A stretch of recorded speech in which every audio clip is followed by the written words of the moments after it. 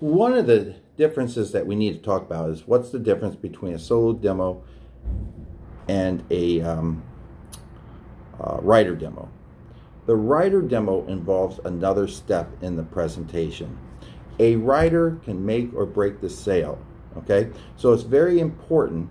I mean, the rider's going to really want to do their very best, and sometimes their best gets in the way of what you need to accomplish as a dealer. And that is why it's so important that you have a trunk talk. So when I get to the house, have them introduce me to, first of all, I like to confirm all rider appointments with the rider. That is so important because I want to make sure the rider's going to be there so that they can get their $100 and not their $50. If the rider's not there, then you go on with the presentation and you have to treat it as a solo presentation, okay? Please mark that in notes. But a rider presentation takes on one more element, and here's the element: the trunk talk. So however you figure out how to do it, after they introduce you, say, hey, can you help me out, and let's go get a couple things from the house.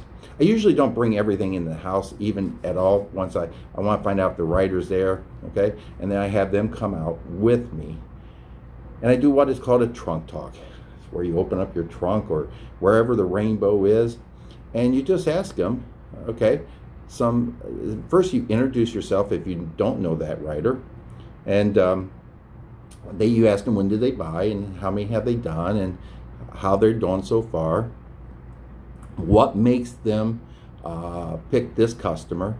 What is there anything I need to know special about presenting the machine to this customer?